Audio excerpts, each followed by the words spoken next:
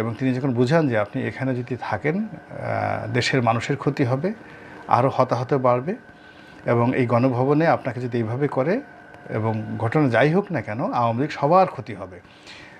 ফলে সেই জয়ের কথা সে কনভিন্স হয়ে তিনি কিন্তু গেছেন, এটা হলো বাস্তবতা। কিন্তু তিনি একেবারে সঙ্গে সঙ্গে ভয় পেয়ে চলে গেছেন, এটা একেবারেই অসম্ভব একটা বিষয়। যারা ওই ঘটনার সাথে জড়িত, সেনাপ্রধান ছিলেন, পুলিশ প্রধান ছিলেন, 3 বাহিনী প্রধান ছিলেন, এসএসএফের যারা লোক ছিলেন ওখানে, শেষ মুহূর্তে তার সাথে তার সহকারী ছিলেন নাজমা আক্তার এমপি ছিলেন, মতিয়া চৌধুরী ছিলেন, আরাফাত ছিলেন, ওই যে যাকে বলে মোহাম্মদ আরাফাত তথ্য প্রতিমন্ত্রী ছিল, হেলিকপ্টারে উঠানো পর্যন্ত তারা ছিলেন ওখানে, অনেক সরকারি তার পার্সোনাল যারা স্টাফ ছিলেন তারা ছিলেন। তো কাজেই এগুলো তো ইতিহাস, তারা এই জিনিসগুলো গোপন রাখতে পারবে না। আমরা খালি বললাম যে শেখ হাসিনা বলছে পালাবো না পালাবো না, এখন সে পালিয়ে গেল, ইটস নট দ্য ট্রু। তাকে প্রথমত বাধ্য করার চেষ্টা করা হয়েছে, তিনি